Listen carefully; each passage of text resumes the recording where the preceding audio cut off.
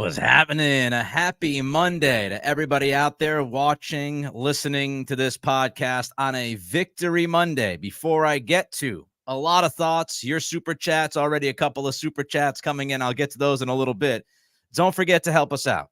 You can do that in a number of different ways. You can give us a thumbs up as you watch on YouTube.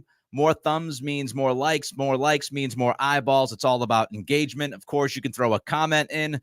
What did you think about yesterday's game? Are you ecstatic? Were you surprised? Were you shocked? Any of your thoughts about yesterday's game, throw it in the comment section. And you can also subscribe to the channel. If you're listening on Spotify, Apple Pods, rate and review. Apologies up front. I am not 100%. Still have COVID. Symptoms going through the system. Hopefully I get better as the week goes. So I apologize up front. Might be a little stuffy at times. Is what it is. I was not missing today. I was not going to miss today after that win yesterday. What a start to the season. I thought the Patriots had a legit shot. We talked about it on Friday. I gave you a full breakdown preview of this football game. Many of the things that we talked about on Friday's podcast, you watched play out during that game yesterday. So I thought they had a legit shot. Did not think they were going to win. Since he has Joe Burrow, you don't. That was the difference to me. But, of course, that didn't matter at the end of the day. Patriots are officially 1-0. The game mostly went the way that we thought it would. But I want to start with the defense because, to me, the defense yesterday was the story of that game. Again, I see your super chats coming in. I will get to those in just a few moments. But I want to start with the defense. The front seven in the first half was dominant. That's dominant football. That is owning the line of scrimmage. I'm talking about shutting the run game down. I'm talking about getting after the quarterback. The Patriots' defensive line and their front seven made that Bengals offensive line uncomfortable almost immediately. They let Cincinnati know what they were going to do. They let Cincinnati know that they were planning on dominating up front, both sides of the football. So that defensive line made Cincy uncomfortable immediately. I mean, we're talking about a Bengals offense that finished with 224 total yards. This was a spectacular defensive game. It truly was. The secondary. I've talked about the secondary all offseason. I've talked about it throughout camp. Some people said, the secondary's not that good. I didn't get that. I didn't understand people questioning the cornerback position. Again, there's not many NFL teams that can strut out 5 or 6 guys at cornerback that are legitimate NFL players. The Patriots' top 3, they're really good. Christian Gonzalez, we'll get to him in a second. You've got Gonzalez. We feel really good about that guy. We feel like he's going to be a potential shutdown corner. Then you have Jonathan Jones. Many people overlook Jonathan Jones. Many people underappreciate what he is and what he brings to the table, but he is as solid of a second cornerback as you can get on a football team. And then you've got Marcus Jones if he can stay healthy. That top 3 of Gonzalez and the Joneses, I've said, those 3 guys are good enough. They are good enough at cornerback. Marco Wilson had that defensive pass interference. You've got to figure out who your 4th corner is. Maybe Alex Austin leapfrogs him eventually, but you start with the first 3 corners, and I feel like they're in really good shape with Gonzalez and the Joneses. And then you look at the safeties with Duggar and Peppers and Jalen Hawkins, who had a good camp. The secondary is the team's strength, and they can do a lot of different things up front because of that secondary. Christian Gonzalez, some people were a little concerned about his camp. Some people were more concerned than others. I wasn't freaking out. I said from the very beginning, we saw what he did in his rookie season in those first 4 or 5 games against some of the best receivers in football. He has a big-time reputation. He has all the skills that you need to be a top 10 cornerback in the league. ESPN, that story, spoke with executives and scouts and coaches, and they had him as an honorable mention just on the outside of the top 10 at that position, even though he played 4 games, with one person in that story saying, yeah, if Christian Gonzalez played more football in his rookie season, he would be in my top 10.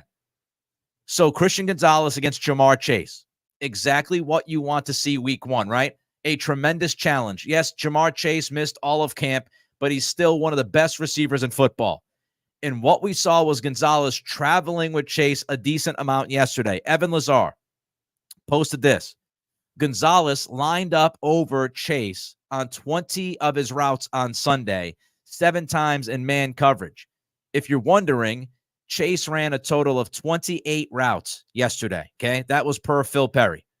So he ran 28 routes. On 20 of those 28 routes, Gonzalez was the guy that was lined up opposite.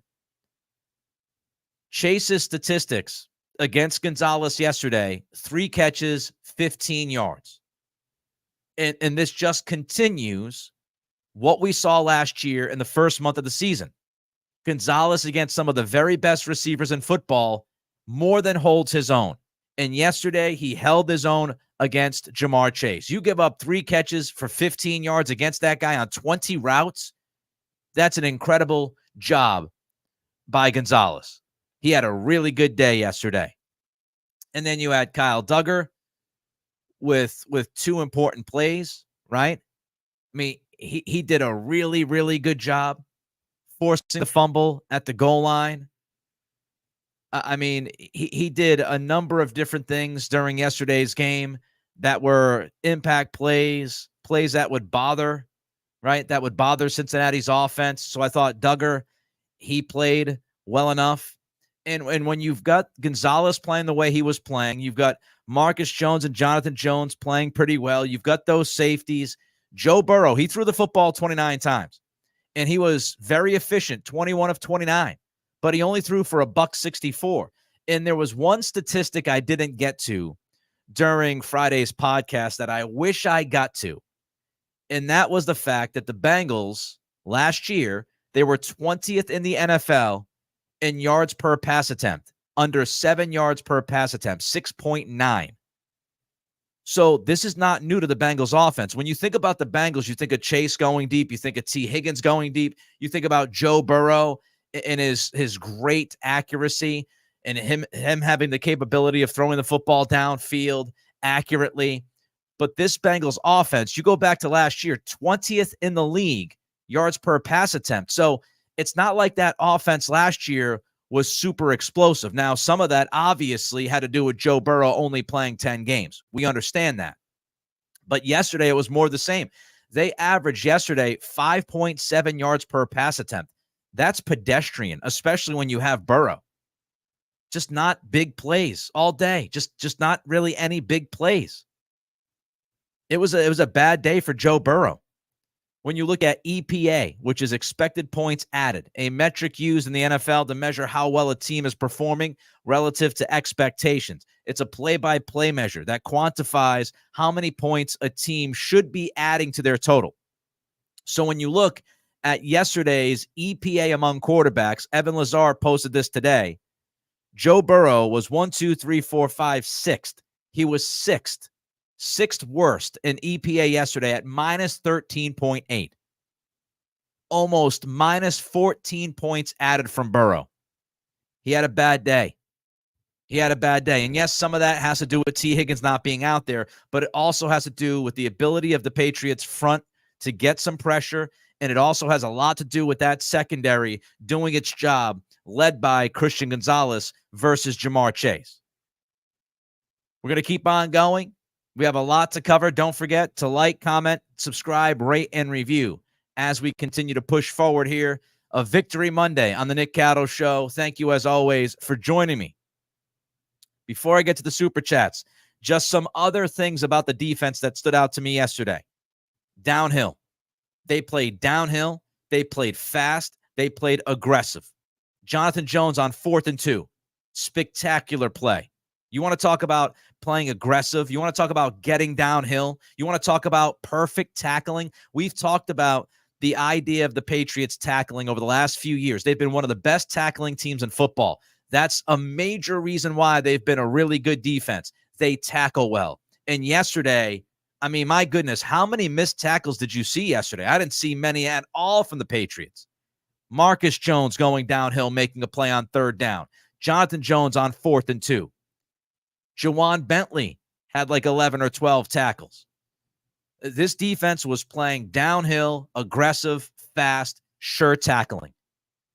Textbook kind of stuff. shout out to that defensive staff continuing to make sure their guys execute at a high level on the fundamentals of football. They limited big plays. This was Bill Belichickian, right? The GTFB, get the bleep back. We saw that. They limited big plays. They were not going to allow Cincinnati to beat them over the top. That's why you had 5.7 yards per pass attempt. Cincy had one freaking play yesterday that was 20-plus yards, and that was Jamar Chase for 28 yards against zone coverage when Jawan Bentley was dropping back into the coverage. That was the only play that went for more than 20 yards the entire game yesterday for the Bengals. Their longest run was 16 yards. I'll wrap it up on this with the defense before I get to your super chats. Keion White. We have discussed Keion White at length on this podcast. Told you he stood out at camp. Expecting a breakthrough season for him, right? A breakout kind of sophomore year. Yesterday, off to a great start. Impact plays, 2.5 sacks. Now, we have to credit Joshua. I guess we're now calling him Uche, according to the broadcast yesterday. I had no idea. I knew about the Joshua change from Josh. I had no idea that it's Uche.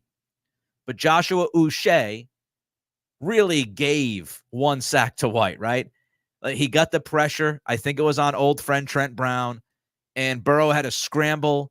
He went north in the pocket. And Keion was just kind of standing there waiting for him to embrace him with a bear hug and takedown. 2.5 sacks, though. 2.5 sacks for White. He was in the backfield an awful lot. He had 3 quarterback hits. He had 2 tackles for loss. He was a nightmare for that offensive line. That was exactly the kind of start that you wanted to see from Keion White. He was the highest graded Patriot in yesterday's game, according to Pro Football Focus, at 90.3. That was his grade. So White was tremendous yesterday. Absolutely tremendous. Great stuff. All right, I want to get to the offense. In a few minutes. Pete Pretorius jumps in with a super chat, a $10 super chat. Thank you, Pete. 3 offensive notes. We didn't need to pass very much. Not the same as can't. Number 2, numerous long possessions by the offense helped our defense stay rested. Number 3, the offense ate up the last 4 minutes of the game. No doubt, number 3, absolutely. We'll talk about that more in a little while. As far as number 1, I think the Patriots tried to pass. They were not very successful or consistent in the pass game. I thought Jacoby missed 4 or 5 passes, right? He missed KJ Osborne high. He didn't have the best throw to Pop Douglas on a 3rd down.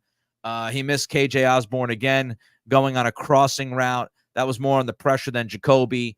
But yesterday's game, they didn't need to throw the football, fortunately, because of their defense, the turnover differential, and the run game did enough. I love the second point by Pete. The numerous long possessions. I talked about this on 98.5, and I believe I hit on this during the podcast as well, at least once, if not multiple times. When we think about the defense, and people were saying, well, Christian Barmore and Matthew Judon not going to be there. I get it. 2 very talented players. But there's other things that impact a defense and other things about this team in 2024 that can help the defense that they didn't have last year. One of those things is what Pete hits on. If your offense is better, you don't have to be great. But with how bad the offense was last year, everybody talks about, oh, they played this backup quarterback. They played that backup quarterback. How about all the turnovers, right? You had a ton of turnovers from the offense. The defense had to deal with all of those turnovers. They had to deal with short fields, bad field position because of bad offense and bad special teams, right? You miss a kick, great field position. Your coverage isn't awesome on special teams, bad field position. Your quarterback turns the football over in your own territory, terrible field position. If you take care of the ball, you get better special teams, and your offense is at least good enough to give you a couple of drives that soak up the clock that allows your defense to rest. And I thought you saw that in the second half. The offense early in the second half through the 3rd quarter, it wasn't very good, right? They had a quick 3 and out right after halftime. You saw that defensive front. They started to wear down a little bit in the second half. Cincinnati all of a sudden started to win the line of scrimmage for a drive or 2. They got their run game going. And I think you could absolutely correlate that with the offense not being as good as it was in the first half. The offense didn't get the run game going in that third quarter, and the defense had to go right back out there. I tweeted at one point, like, the Patriots' time of possession through their first 3 drives of the second half was under 5 minutes. So they had the football for under 5 minutes in the first 3 drives of that second half. Defense had to keep going out there, and you saw them wear down, and all of a sudden their run defense wasn't as good. So, yes, it's all tied together. Complimentary football, right? Thank you, Pete, for the super chat. JB Brown, $10 super chat. Thank you, man. I did not have this as a W going in. Throwback team win. Could offense be ready for Drake earlier than we expected? I'm going to try to stay away from Drake today. I am going to talk about Drake on Wednesday, though, because some details came out about the development plan by the Patriots and how they handled May last week at practice that I found interesting. But today's about Jacoby. Today's about this football team. Offensively, look, if the offensive line is playing better than anticipated early in the season, then I'm sure it's more likely that Drake May could get out there. But Jacoby right now, you won a game. I'll get to Jacoby in a minute and how he performed, but you won yesterday. Some of that had to do with the quarterback position and the decision-making. I don't think you need to rush anybody out there just yet. You got to win, feel good about it, focus on Seattle, see what you can get done there. JB says, feel he could hit some throws Jacoby just can't. Yes and no. Of course, May sometimes misses throws underneath. He misses the easy stuff. He's a little bit erratic from time to time, but he has more talent and can make, he can make more throws, I think, than Jacoby, but he also misses some layups. So there's some give and take there. And JB says he was tough. He was absolutely tough. Thank you for the super chat. Terry jumps in with a victory super chat, a $20 super chat. Thank you, Terry. Enjoying this Victory Monday. Appreciate your support as always on the Patreon and financially, you helping out the show. So thank you, Terry, for that super chat. All right, let's get to the offense. Before we get to the offense, like, comment, subscribe.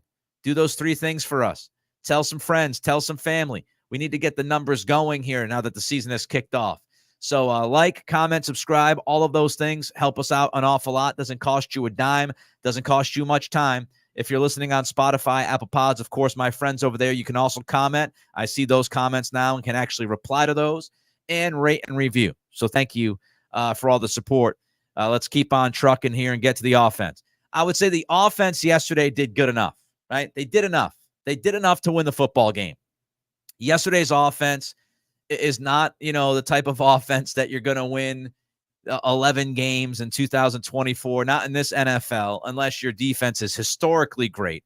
We all understand that. We can appreciate the fact that it's difficult to win games like you won yesterday. We can do that, but we can also embrace the fact that they freaking won. And they did enough offensively, right? They did enough. It wasn't explosive. It wasn't super creative, but it was exactly what they needed to do to win that football game. 39 runs by the Patriots. Now, 7 of those runs were quarterback scrambles. So those were not called runs. If you want to look at the actual calls, you had 32 runs, 29 dropbacks. So I think more even than people think. The Brissett scrambles due to the pressures at certain times, that swayed the run versus the pass. But those aren't, Alex Van Pelt is not calling for a Jacoby Brissett scramble on third down. So when you look at calls, 32 runs, 29 dropbacks when you take the 7 scrambles off the run plays. Rhamondre Stevenson was a stud. I've always been high on Rhamondre. I talked about Dre throughout camp. I had said, I went out there, saw, 5 or 6, I think it was 6 padded practices, including the joint practice. I saw Rhamondre Stevenson looking really good. And I was pretty confident that he'd come out and look pretty good yesterday. And that's what he did. I mean, you could argue he looked great. 25 carries, $120, a touchdown. 118 of his 120 yards were after contact. That's gosh damn ridiculous. Stevenson's ability to get through contact, his ability to stay balanced, to always get those extra yards. I mean, the guy has an innate ability of getting through tackles. How about that 2nd and 5 jump cut late in the game? I mean, I have to have it kind of down. 2nd and 5, that ridiculous jump cut to the right, and then acceleration to get the first down and then some. That's the kind of stuff that Rhamondre can do, and he does it consistently. Taylor Kyles posted this. Stevenson smiles when asked about the Patriots leaning on duo blocks, which is when you get 2 offensive linemen on a defensive guy, duo blocks, right? Rhamondre said he mentioned to Van Pelt to lean on a downhill run game instead of outside zone yesterday. So not only did Rhamondre do a great job running the football, he also let Alex Van Pelt know, hey, look, we should be running more duo. We should run downhill more often. And they did. And it was successful. So shout out to Stevenson. Let's get to the offensive line. I'm going to say this. There was some bad with the offensive line we'll get to. There was also some good from the offensive line. I think some people, not a lot of people, but at least some people are suffering from a little bit of hyperbole when talking about yesterday's offensive line performance. It wasn't bad. It wasn't a disaster. Relatively speaking, a lot of people were expecting this offensive line to look absolutely lost yesterday. I am not one of those people. If you've been watching, if you've been listening to the podcast, I've been one of the only people out there, not to toot my own horn, but toot toot. I've been one of the only people out there saying, I'm going to give this offensive line time. I want to see how it unfolds. I feel pretty good about at least 3 of the guys that are out there. So I did not, expect this offensive line to look like an absolute dumpster fire yesterday. We went over Cincinnati's pass rush on Friday. And I know some people were trying to push this idea that the Cincinnati pass rush was this devastating machine. It's not. Trey Hendrickson is really freaking good. But we went over the numbers on Friday. Cincinnati did not get a ton of pass rush last year. Their pass rush win rate was in the 20s. Their hurry percentage was in the 20s. They were 18th in sacks. They were, I think, 14th in pressure percentage, if I recall correctly. So I was not expecting this absolute nightmare from the O-line yesterday. So maybe that's why I'm looking at it and saying there's some hyperbole from people talking about, oh man, offensive line, they far exceeded my expectations. That all depends on your expectations going in. Now, I didn't think the offensive line was going to be very good, but I wasn't as down on the O-line as some other people have been. With that said, let's go over some of the good, some of the bad. The good, only 3 flags, 3 penalties on the O-line.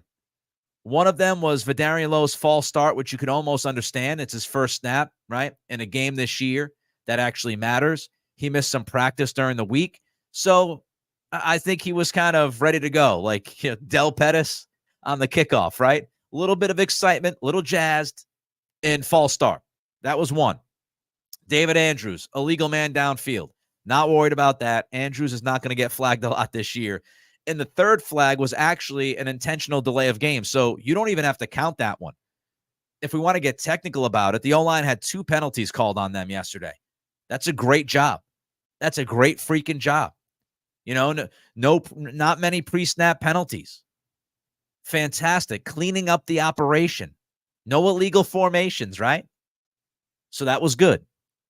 The other thing that was good is what Pete brought up earlier in his super chat. And by the way, you can send a super chat if you want your comment and question read and help out the show financially. But as Pete said on his super chat, they ran the football. They got the football for like 4 minutes left in the game, and they ran out the clock. Now, I think it was mostly 2.5, 3 minutes, but it still stands. They had the ball at the end of the game. Cincy knew that they wanted to run the football. The Patriots knew Cincy knew they were going to run the football, and they still ran the football, and they were still successful. That's a win. That's a win. They held their water late in the run game.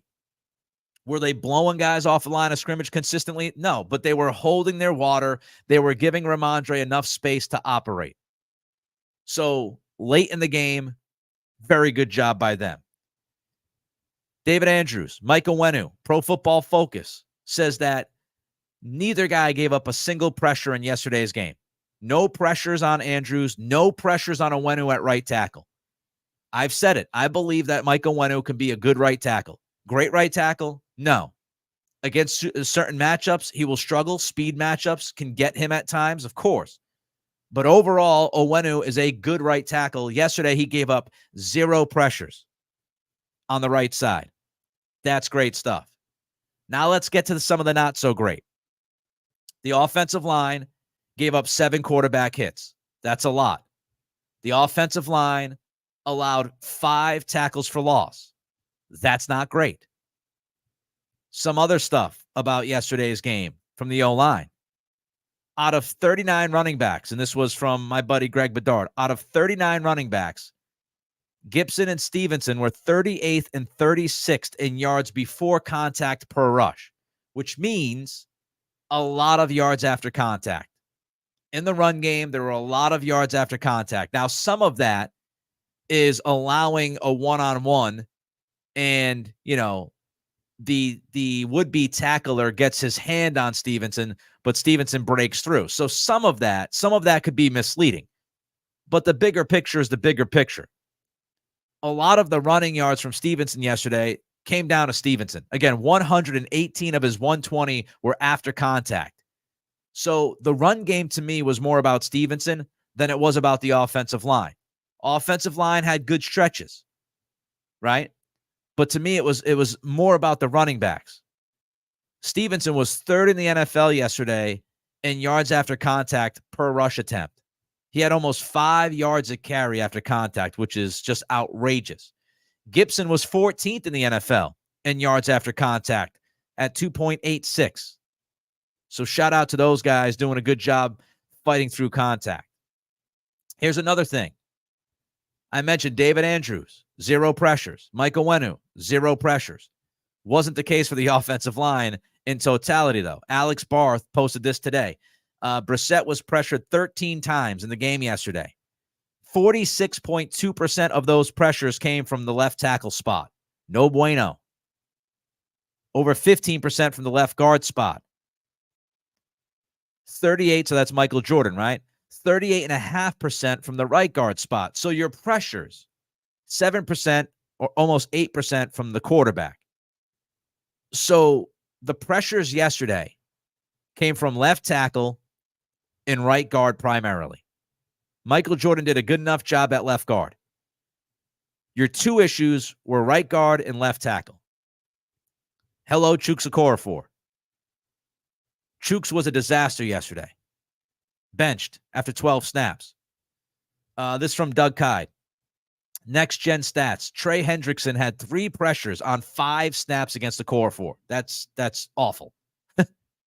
3 pressures on 5 snaps against the Okorafor on those dropbacks. Meanwhile, Vidarian Lowe did a pretty good job. Not great, but okay. He gave up 4 pressures on 16 snaps against Hendrickson. So Vidarian Lowe had 11 more dropbacks against Hendrickson and gave up only 1 more pressure than Chuks did in 5 snaps. So Chuks was brutal. He was brutal. That's where the issues were. Left tackle, right guard. If you're wondering, in the NFL, if you get anywhere near like 30% as far as pressure rate goes, you're in the danger zone at 30%. So when you look at what the Patriots did yesterday, their pressure rate was in the 40s. Their pressure rate was relatively high when you look at the rest of the league. Their pressure rate was, somewhere in the 44 range, 45 range. So they got to clean that up. The good news is that it was, again, from 2 spots, really. It was left tackle, it was right guard. Chuks got benched. Lowe was okay. I was shocked. The one thing I got wrong about this game, big time, was that the Patriots allowed Trey Hendrickson to go one-on-one in the pass rush at left tackle. I don't know why that was. I don't know why the Patriots allowed Hendrickson to go one-on-one in that game yesterday. To me, it happened too often. And Hendrickson was a nightmare one-on-one. He had a 42% pass rush win rate, which was one of the top numbers in the NFL yesterday. I mean, he was just beating left tackle like a drum. Chooks especially, but he even got the best of Vidarian Lowe a little too often. I'm less concerned about Layden Robinson because he's a rookie. It's his first regular season game. We saw City So last year struggle in pass protection at times, so I'm a lot less worried about Robinson. I think Robinson will be fine. He will be fine. And I would push this and say, with how Michael Jordan played yesterday, now you've got Jordan and City So that could play left guard if you want to keep Onwenu at right tackle. So I stand by what I have said. I'm going to stand by what I've said about this offensive line. I feel good to really good about three of the guys. Jordan makes me feel pretty good because now you've got Jordan and you've got City So. You could keep Robinson at right guard, who I think is going to be really good. I mean, Jerod Mayo said today that he believes Robinson could be a special player. I think Robinson is pretty damn good. And you've got Onwenu, you've got Andrews. The right side of your offensive line is set if you're okay with Onwenu at right tackle. You've got Andrews, Onwenu, and you've got Andrews, Robinson, and Onwenu on that right side from center, right? And then you can look at left guard. Michael Jordan played, I think, pretty well yesterday. City So had a pretty good camp. He had a solid rookie season. I think you can be okay at left guard. And I've said from the very beginning, you need 4 of the 5. So, again, there was some bad, but there was some good from the offensive line yesterday. I don't want to get hyperbolic. The struggles were at left tackle and right guard. Robinson, again, rookie. I think he's going to grow into it. My belief remains, folks. My belief remains. I'm gonna stay steadfast against all of the headwinds, all the people that were out there screaming and panicking about the offensive line. I have said this from day one. I'm going to let things unfold. I was confident they had 3 guys. I was confident that they had Onwenu, So, and Andrews. I'm confident that they have Robinson now. So I'm going to stand by what I've said. I feel like they can get to a point where 4 of the 5 guys up front are settled. And I think they can get to that point by week 5. And if Vidarian Lowe, who played, we're going to remember he didn't practice a lot last week. And he wasn't a disaster yesterday. And he's going against Trey Hendrickson. So if Lowe can just hold his water just a little bit, I might even be surprised with this O-line. Let's talk about the quarterback quickly before we get to the head coach. Don't forget to like, comment, subscribe if you love what we do here. If you watch the podcast on Friday, folks, we hit a lot of points on Friday that played out yesterday. So I know there's a lot of different people that talk about these games, and a lot of people do a great job breaking down the Patriots. What I would say is, if you want the breakdowns, we should be in that company. So if you enjoy what we do, make sure you give us that thumbs up. Make sure you throw a comment, and make sure you subscribe to the channel. We're going to keep doing what we do. Not worried about anybody else. We're going to keep doing what we do. Like, comment, subscribe, rate, and review Spotify, Apple Pods. Jacoby Brissett. Was Jacoby Brissett incredible? No. But what Jacoby did was show you why he was starting in week 1. Limiting the mistakes. Not taking sacks. Getting out of harm's way. He made one bad decision. That was Hunter Henry. The decision was because he was getting pressure and he threw off his back foot. I think Henry would have been open on that play, and if Brissett had a pocket, he steps into that throw. That could end up being a touchdown. But the pressure was coming. He was on his back foot. He should have thrown that away, or he should have just taken the sack.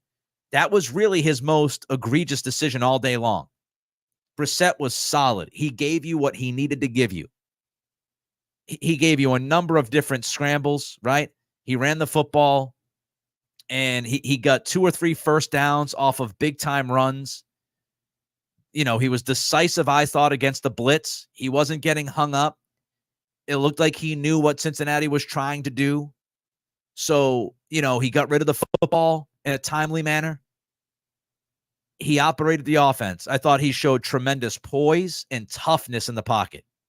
He got hit 7 times. He got sacked another time. There was pressure around him. There were pressure near his legs. I thought he showed very good poise. And, man, that guy is tough. That dude is tough. He took a couple of hits, and he got back up from them. Brissett, we talked about expected points per drop back and how Joe Burrow was negative 13.8. Brissett yesterday was 0.05. So he's pretty much even. You got exactly what you should have gotten from Jacoby Brissett yesterday. And kept the head about him. Kept his head about him. 0 turnovers. Do you know last year there was only one game last year where the Patriots turned the ball over? I mean, when the Patriots didn't turn the ball over, one game. So what the offense did yesterday, there were 2 things. The offense last year did not have a 100-yard rusher or 100-yard receiver. Think about how bad that is. They didn't have one 100-yard rusher or receiver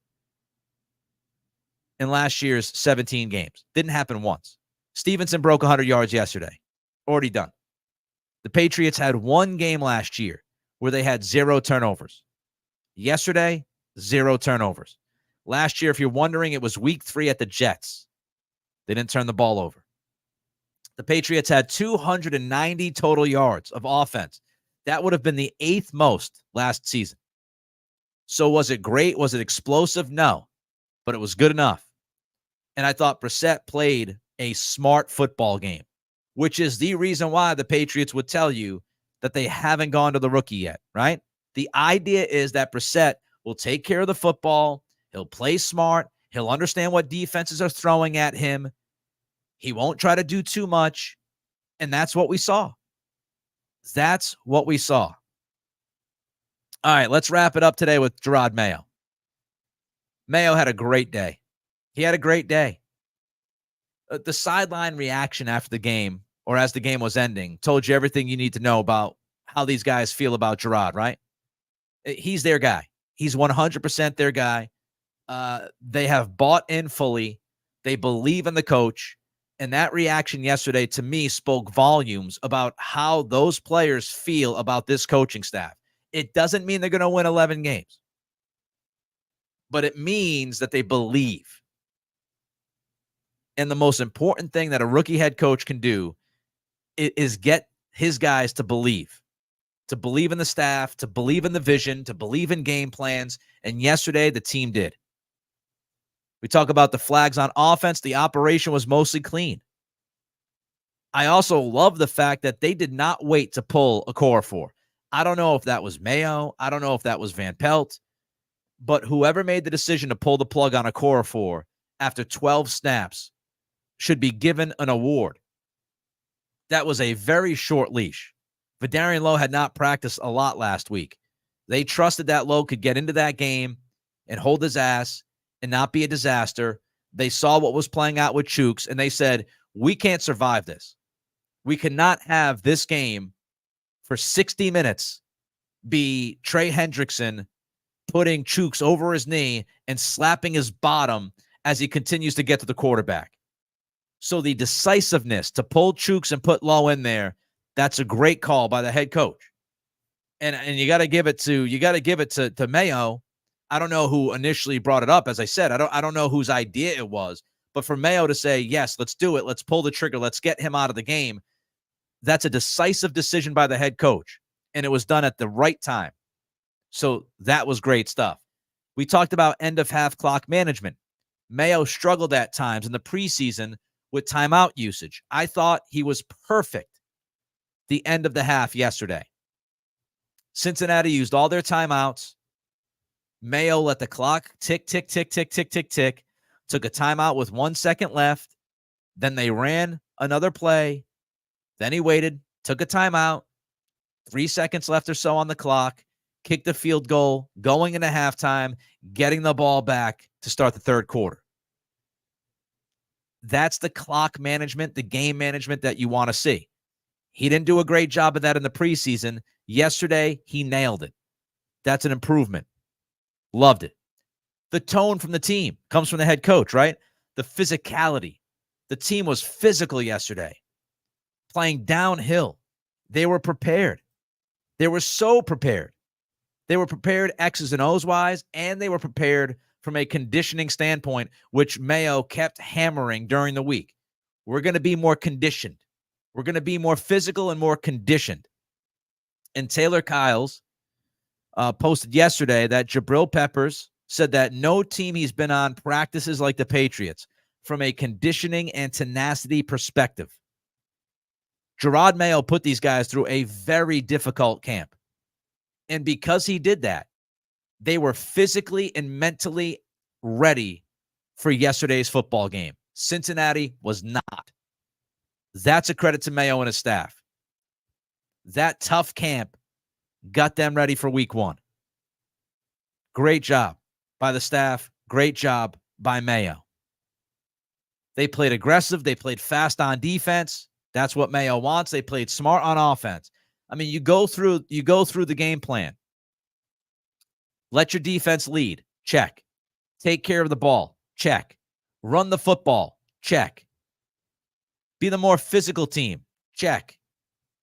Be the better conditioned team. Check. Check, check, check, check, chickadee check. There were no 12 men on the field penalties. There were no late substitutions and confusion on either side of the football, right? The packages were the packages. Guys were out there when they should be out there. There wasn't any scrambling with 7 seconds left on the play clock. It was all under control. No wasted timeouts. You were +2 in turnover differential. The Patriots won on the details. And when you win on the details, that's a credit to the head coach. And DeMarcus Covington, who I plan on talking about more during Wednesday's podcast, did a great job as well. Covington did a great job mixing up coverages, mixing up looks, keeping guys fresh. I mean, you can't say a bad word about the coaching yesterday. Even my guy, Jeremy Springer, all hopped up on Mountain Dew. Special teams coordinator. Did you miss Cam Accord or Acord at all yesterday? I didn't. I don't know where Cam is nowadays. But special teams, they were awesome yesterday. The field position, right? The punts, the punt coverage. I mean, just fantastic winning the field position. Joe Cardona creating a turnover. Special teams played a huge role. It goes back to the Bill Belichick days, right? When Bill was at his best, when this team was at its best. Yes, a lot of it was Brady, but we also had complimentary football, right? Complimentary football. And yesterday you had that. The offense played smart. The quarterback played smart. No turnovers. Defense forced a turnover. They were aggressive. They were fantastic. Special teams gave you great field position, gave the defense really good field position, created a turnover. Your kicker made kicks. Imagine a world where your kicker makes kicks. Sly Guy was 3 for 3. And none of them, any doubt. Split them uprights. Your kicker made kicks. So I'm not sitting here telling you this is a 15-win team. I'm not telling you it's a playoff team. All I'm telling you is that this team yesterday was well coached. The game plan followed to a T. Your veteran quarterback who you're starting because of his intelligence in managing the game did exactly what you expected. Your running back that you gave an extension to this offseason was terrific. Your offensive line, some good, some bad, mostly at 2 spots. Left tackle, we're watching. Right guard, I feel like Robinson will figure it out. Your special teams were excellent. Your defense was superb. Christian Gonzalez, coming off of an injury, looked like Christian Gonzalez from the first month of his rookie season. Helped completely limit Jamar Chase. All things considered, that's a great start for this football team. And I will praise this team this week, and I will praise Jerod Mayo for what they did. 1-0 is a great start. Again, not getting too far ahead. We will get to Friday, and on Friday, I will break down Seattle, and we will go through everything like we did last Friday with the Bengals, and I will give you my objective feel about the game. I said on Friday that you should take the points with the Patriots. I said on Friday that even if it got down to 7.5 points, I would still take the 7.5 with the Patriots. I picked Cincy to win the game. Don't get it twisted. But the fact that that was a 9.5 point spread at the beginning of the week was ridiculous. So we'll get to Seattle. When we get to Seattle, I will dig in just like I dug in on Cincinnati. We'll look at the game on Friday. We'll break it all down. But for right now, it's about what happened yesterday, and it's given this team the love they deserve. That was a great win on the road to start the season. And I know that Cincinnati gets off to slow starts and Joe Burrow gets off to slow starts. We talked about that on Friday. We established that. But the Patriots imposed their will on that team yesterday. Let's get to a super chat, $10 super chat from Thunder Francis. Hey, Nick, also want to give AVP some credit. No killer penalties, nice mix, no panic plays, stuck to the game plan. Great job all around. Yeah, I thought Alex had a good day. I wouldn't say great day. We'll get into some of this on Wednesday. Don't think it was the most creative game plan that I've ever seen. Thank you, Thunder, by the way, for the super chat as always. But you didn't have to be super creative. Again, the game plan was we're going to run the football down their throat. We're gonna be physical. We're gonna force them to get uncomfortable and see how they respond. We're gonna push them. We're gonna be aggressive, and that's what they were. They did enough to win the football game, and that's all that matters. Are they gonna win 11 games like they won yesterday by playing the way they played yesterday? Offensively, no. Defensively, if you get that kind of defense and that kind of special teams, you're going to be in a lot of football games. As what we've said from the beginning here, it's going to come down to the offense. Yesterday's offense was enough. It was enough to win, and we should all be happy with that. And we should also expect this offense to improve and develop and get a rhythm, right? Settle the offensive line. Kendrick Bourne will get back eventually. But for right now, great stuff. Great start to the season. All right, I made it. I didn't sound too bad, right? Trying to get through this COVID stuff. Just a little banged up. Powering through. Don't forget to like, comment, subscribe, rate, and review. I appreciate every single one of you that take your time to watch this podcast, to listen to this podcast. It means the world to me. We're just trying to build this thing. Trying to build more traffic, get more eyeballs, create more engagement. Like, comment, subscribe, rate, and review. Thank you for all the super chats. Great stuff on a Victory Monday. We're back on Wednesday at 3 o'clock live right here on YouTube. Until then, be well. It's the Nick Cattle Show.